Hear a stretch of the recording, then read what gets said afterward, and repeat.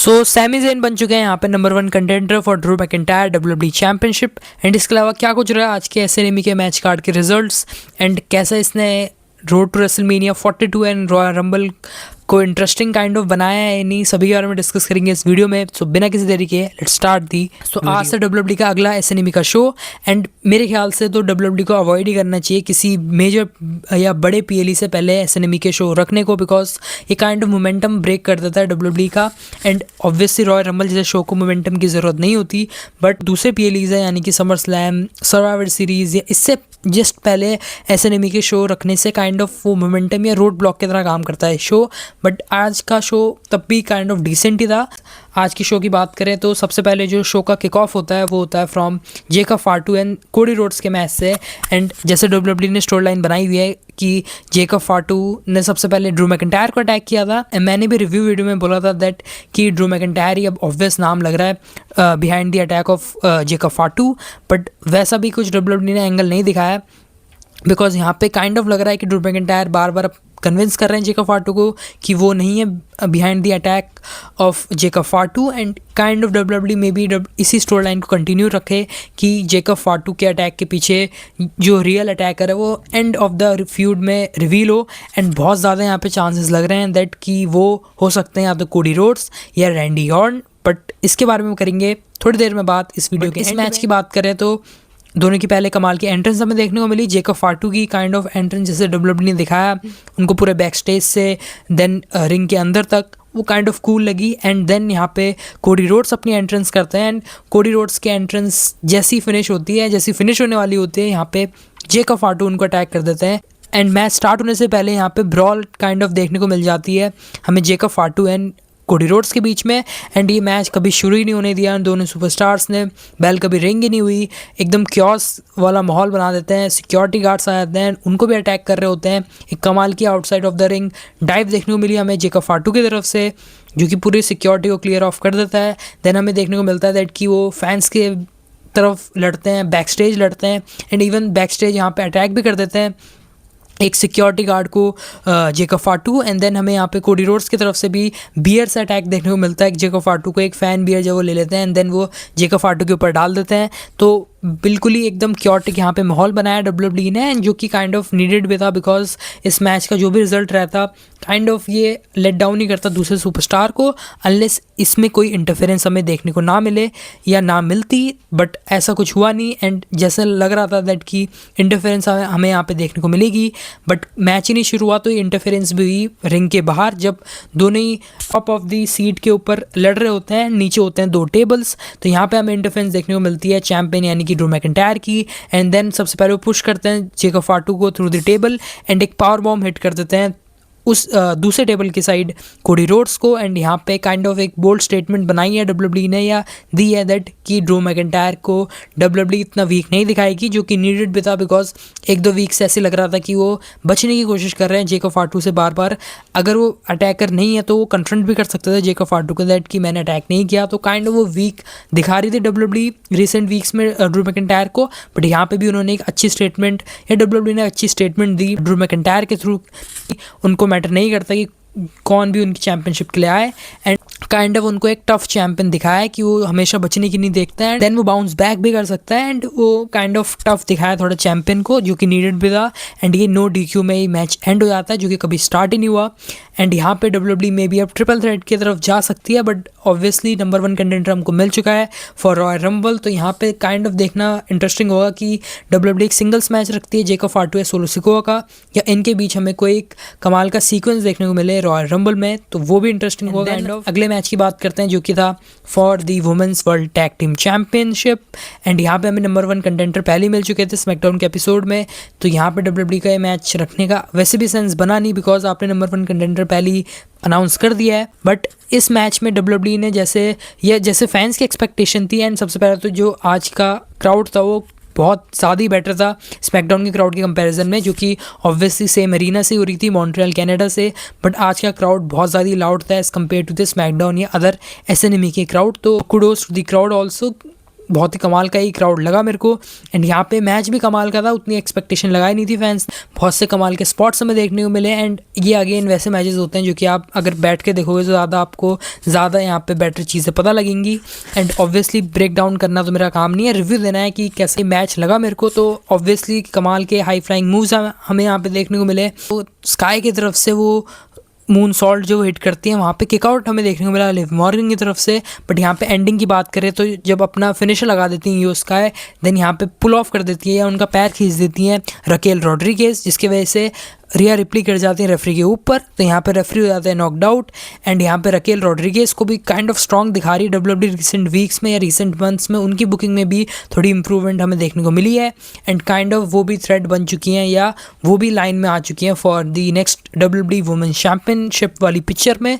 And then यहाँ पे Raquel Rodriguez attack कर देती हैं IYO Sky and Rhea Ripley को। बट इसको या ऑड्स को इवन करने के लिए यहाँ पे आ जाती हैं वुमेंस चैम्पियन स्टेफनी वैकेरिया। एंड यहाँ पे इनके पैर में इस समय वो जो नकल्स लगाती थी वो नहीं था, तो काइंड ऑफ वो वर्क ही था, उनकी पूरी इंजरी वाला एंगल पे नॉकआउट कर देती है यहाँ पे स्टेफनी वैकेरिया यहाँ पे रकेल रॉड्रिगेज को। यहाँ पे हमें देखने को मिलता है अपना फिनिशर लगा देती हैं ऑब्लिवियन ईओ स्काई के ऊपर लिव मॉर्गन। बट यहाँ पे टैग इन कर देती हैं उसी समय रिया रिप्ली। एंड देन यहाँ पे अपना रिपटाइड फिनिशर लगा देती हैं लिव मॉर्गन के ऊपर सरप्राइजिंगली, बिकॉज यहाँ पे लग रहा था मेरे को अगर किसी को पिन होना होता तो यहाँ पे रॉक्सेन परेज होती, बट यहाँ पे लिव मॉर्गन को पिन किया है रिया रिप्ली ने बाय रिपटाइड। एंड यहाँ पे पिन कर दिया है एंड रिटेन कर ली यहाँ पे अपनी WWE women's tag team championship. And obviously कमाल का ये मैच था, दिस इज ऑसम के भी चैंट्स लगे। एंड इस मैच ने भी काइंड ऑफ डिलीवर किया जैसे फैंस की इस मैच से एक्सपेक्टेशन। अब अगले मैच की बात करें जो कि ऑब्वियसली बहुत ज़्यादा ही हाइप्ड अप था एंड ये एक समय पहले भी हाइप्ड अप था फॉर रेसलमेनिया 34, बट जैसे अंडरवेलमिंग लगा उस समय ये मैच। बट थैंकफुली इस समय डब्ल्यूडब्ल्यूई ने उतना अंडरवेलमिंग नहीं रखा इस मैच को। ऑब्वियसली दोनों ही superstar AJ Styles and Nakamura technical superstar हैं, एंड मे बी डब्ल्यूडब्ल्यूई या मे बी एजे स्टाइल्स का ये सेकंड लास्ट मैच भी हो सकता है, बिकॉज जो उनका अगला मैच होगा गुंथर के अगेंस्ट वहाँ पे उनका करियर ऑन द लाइन है। एंड बहुत ज़्यादा ही चांसेस अब लग रहे हैं दैट कि यहाँ पे डब्ल्यूडब्ल्यूई 2026 की शुरुआत में यहाँ पे एजे स्टाइल्स का यहाँ पे मे बी कॉन्ट्रैक्ट वो रिन्यू ना करे डब्ल्यूडब्ल्यूई के साथ। एंड डब्ल्यूडब्ल्यूई का 26 में यहाँ पे डब्ल्यूडब्ल्यूई में एजे स्टाइल्स का मेरा यहाँ पे फिनिश होता हुआ नज़र आए। एंड ऑब्वियसली जैसे वो कह चुके हैं कि 2026 में उनका रिटायरमेंट ईयर होगा, तो मे बी अब या तो परमानेंट रिटायरमेंट ले लेंगे प्रोफेशनल रेसलिंग से, या मे बी यहाँ पे अब अपना फाइनल रन के लिए वो मे बी TNA या इंडिपेंडेंट सर्किट में भी जा सकते हैं, जिसकी पॉसिबिलिटी काइंड ऑफ कम लग रही है। बट अगर इस मैच के रिव्यू की बात करें तो ऑब्वियसली कमाल का ही मैच था, कमाल के हमें यहाँ पे स्ट्राइक्स देखने को मिलते हैं बहुत समय बाद। नाकामुरा का जैसे डब्ल्यूडब्ल्यूई पहले मैचेस रखती थी वो पहले वाले नाकामुरा की काइंड ऑफ ग्लिम्स हमें यहाँ पे देखने को मिली, बहुत से स्ट्राइक्स यहाँ पे मारते हैं। किंग साल्सा हमें यहाँ पे देखने को मिला दोनों की तरफ से ही, एजे नाकामुरा की तरफ से। एंड यहाँ पे कमाल का सीक्वेंस देखने को मिलता है जब काफ क्रशर में यहाँ पे फंसा देते हैं एजे स्टाइल्स नाकामुरा को। एंड पूरे मैच में नाकामुरा अपनी लेग वाली इंजरी को सोल्ड कर रहे थे, तो यहाँ पे काफ क्रशर में यहाँ पे फंसा देते हैं एजे स्टाइल्स नाकामुरा को एंड उसको रिवर्स कर देते हैं आर्म बार में नाकामुरा। देन अगेन एक ट्रायंगल में यहाँ पे फंसा देते हैं जिसको अगेन रिवर्स करके स्टाइल्स क्लैश में कन्वर्ट कर देते हैं एजे स्टाइल्स। तो कमाल के सीक्वेंसेस यहाँ पे नज़र आ रहे थे। एंड अगेन ये वन ऑफ द मैचेस होते हैं जिसमें अब इतने ज़्यादा टेक्निकलिटीज़ इन्वॉल्व होती हैं, इतने ज़्यादा मूव्स इन्वॉल्व होते हैं कि उसका ब्रेक डाउन नहीं कर सकते, उसको आपको प्रॉपर्ली बैठ के देखना ही होता है। एंड दोनों सुपरस्टार ने up to their mark perform किया, थोड़ा सा यहाँ पे अपर एंड ज़्यादा मिला एजे स्टाइल्स को ड्यूरिंग द मैच, जो कि नीडेड भी था बिकॉज उन गुंथर के अगेंस्ट अगर मैच रखना है डब्ल्यूडब्ल्यूई को तो यहाँ पे डब्ल्यूडब्ल्यूई को स्ट्रॉन्ग दिखाना पड़ेगा एजे स्टाइल्स को। एंड एक चीज़ बेटर लगी कि यहाँ पे डब्ल्यूडब्ल्यूई ने कोई इन्वॉल्वमेंट वाली शेनैनिगन्स नहीं करी एंड ये इसको क्लीन मैच रखा, जो कि मच नीडेड भी था बिकॉज क्राउड को भी डब्ल्यूडब्ल्यूई को देना था ये मैच। एंड जैसे डब्ल्यूडब्ल्यूई ने अंडरवेलमिंग रखा था इस मैच को रेसलमेनिया 34 में, उसको काइंड ऑफ यहाँ पे अंडू करने का काम इन दोनों ही सुपरस्टार ने किया। एंड यहाँ पर लास्ट में लगा देते हैं एक फिनोमिनल फोर आर्म्स, जब लेग उसी इंजर्ड लेग में अटैक करते हैं, पहले तो शिंसुके नाकामुरा के एजे स्टाइल्स, एंड यहाँ पे एक फिनोमिनल फोर आर्म हिट करते हैं and then Styles Clash hit करते हैं सेम सीक्वेंस में एंड यहाँ पे पिन कर देते हैं नाकामुरा को, जो कि एक्सपेक्टेड भी था। एंड एक कमाल का यहाँ पे 4 या 5 स्टार मैच हमें यहाँ पे देखने को मिला स्टाइल्स एंड नाकामुरा के बीच। एंड दिस इज़ ऑसम के भी चांस लगे इस मैच में, तो जैसे एक्सपेक्टेशन थी फैंस की एंड डब्ल्यूडब्ल्यूई स्टाफ की भी, वैसे ही दोनों सुपरस्टार्स ने डिलीवर किया एंड एक कमाल का ही हमें यहाँ पे मैच देखने को मिला दोनों सुपरस्टार की। अब बात करते हैं मेन इवेंट की, जो कि था for the number 1 contender for Drew McIntyre WWE चैंपियनशिप। A fatal four-way match between Randy Orton versus Trick Williams versus Damian Priest versus Sami Zayn, जो कि लोकल बॉय भी थे एंड उन्हीं के होम टाउन से मॉन्ट्रियल कनाडा से ये SNME का शो हो रहा था। तो कमाल का यहाँ पे हमें पॉप देखने को मिला सैमी ज़ेन की एंट्रेंस की तरफ से। एंट्रेंस में ट्रिक विलियम्स के एंट्रेंस में भी चैंट जो उनकी लग रही थी NXT में लगती थी, वही सिमिलर चैंट्स हमें देखने को मिली। तो काइंड ऑफ ओवर हो चुके हैं ट्रिक विलियम्स भी इस समय WWE फैंस के बीच। एंड रैंडी ऑर्टन की एंट्रेंस में जैसे कमाल का हमें रिएक्शन देखने को मिलता है, बट एक खाली डेमिन प्रीस्ट थे जिनकी एंट्रेंस में काइंड ऑफ लो एनर्जी लगी फैंस की तरफ से, तो काइंड ऑफ उनके लिए भी थोड़ा सॉरी सा फील हो रहा था। बट मैच की बात करें तो WWE ने काइंड ऑफ यहाँ पे अंडरवेलमिंग इस मैच को रखा। उतना पेसिंग WWE ने फास्ट नहीं रखी जैसे फेटल 4-वे मैचेस की होती है। स्टार्टिंग के 5-10 मिनट में तो एक दूसरे को देख ही रहे होते हैं सुपरस्टार्स, तो अगेन क्राउड तो रेड हॉट थी। बट इस मैच को WWE ने वैसे उस लेवल में बुक नहीं किया जिस लेवल में WWE फैंस एक्सपेक्ट कर रहे थे। जैसे पेसिंग होनी चाहिए थी इस मैच की, वैसे भी पेसिंग नहीं थी। एंड काइंड ऑफ ये स्लो थोड़ा सा लगता है। यहाँ पे हमें कपल ऑफ बैक सुप्लेक्स भी देखने को मिलते हैं, या जो अनाउंसिंग डेस्क में रैंडी ऑर्टन सुप्लेक्स सेट करते हैं या बैक सुप्लेक्स सेट करते हैं, वो तीनों ही सुपरस्टार में हिट करते हैं। यानी कि 3 बार वो हिट करते हैं, 2 बार ट्रिक विलियम्स को, 1 बार डेमिन प्रीस्ट को। एंड एक कमाल का RKO भी देखने को मिला हमें रैंडी ऑर्टन की तरफ से। बट इन सब सीक्वेंस को हटा दे तो काइंड ऑफ ये अंडरवेलमिंग सही फील हुआ। एंड लास्ट में हम देखते हैं कि ट्रिक विलियम्स यहाँ पे खड़े होते हैं, डेमिन प्रीस्ट को काइंड ऑफ डिस्ट्रैक्ट कर रहे होते हैं, बट डेमिन प्रीस्ट को कर देते हैं नॉकड आउट। बट यहाँ पे इसी बीच डेमिन प्रीस्ट डिस्ट्रैक्ट हो जाते हैं एंड यहाँ पे एक हलुआ किक कनेक्ट कर देते हैं सैमी ज़ेन डेमिन प्रीस्ट के ऊपर। एंड यहाँ पे डेमिन प्रीस्ट को पिन कर देते हैं Sami Zayn. And Randy Orton जैसी बचाने आ रहे होते हैं कवर को, वैसी 3 काउंट हो जाता है। एंड यहाँ पे सैमी ज़ेन बन चुके हैं नंबर 1 कंटेंडर, जो कि काइंड ऑफ ऑब्वियस भी था बिकॉज मॉन्ट्रियल में ही ये SNME का शो हो रहा था। एंड जो रॉयल रंबल भी होने वाली है वो सऊदी अरेबिया से होने वाली है, जहाँ पे ऑब्वियसली बेटर हमें यहाँ पे सपोर्ट देखने को मिलता है सैमी ज़ेन के लिए।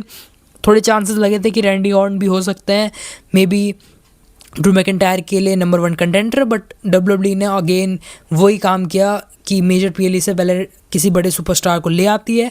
एंड अब लग रहा है कि मे बी उनकी अब ज़्यादा इन्वॉल्वमेंट हो सकती है रॉयल रंबल वाले मैच में, बिकॉज वहाँ भी काइंड ऑफ WWE दिखाने की कोशिश करेगी कि मे बी लास्ट 3 या लास्ट 4 तक रैंडी ऑर्टन रह सकते हैं। बिकॉज जैसे WWE ने रैंडी ऑर्टन की बुकिंग करी है, या जैसे उनको सऊदी में 1-2 वीक्स पहले ही भेज दिया था जैसे सऊदी को प्रमोट कर रहे थे, तो यहाँ पे लग रहा था कि रैंडी ऑर्टन भी हो सकते हैं वो सुपरस्टार जो कि इस मैच में एज अ विनर सामने आए। बट मे बी अब यहाँ पे WWE के पास अगर मेजर प्लान्स हैं रैंडी के लिए, तो वो रॉयल रंबल में WWE उनको बचा के रख रही हो, या मे बी वो फाइनल 4 या फाइनल 3 भी हो सकते हैं। बट अगेन उनके रॉयल रंबल के जीतने के चांसेस अभी भी काइंड ऑफ कमी है as compared to Roman and Sami Zayn, जो कि again may be championship match हार जाएं बट यहाँ पे सरप्राइज़ कर दे WWE एंड उनको रॉयल रंबल का विनर बना दे। तो उसके रिलेटेड भी मैंने ऑलरेडी एक वीडियो बना चुकी है जिसमें मैंने प्रेडिक्ट किया अपने 5 नाम जो कि फेवरेट है इस मेंस रॉयल रंबल मैच को जीतने के लिए। तो वीडियो का लिंक मिल जाएगा आपको कमेंट सेक्शन में। कमेंट करके बताना अपना favourite match from this match card, and क्या वो पॉसिबल मैच कार्ड आपको लग रहा है फॉर रॉयल रंबल, एंड क्या पॉसिबल वो नाम आपके हिसाब से होना चाहिए जो कि फेवरेट है, जो कि डिजर्व करता है इस रॉयल रंबल मैच को जीतना।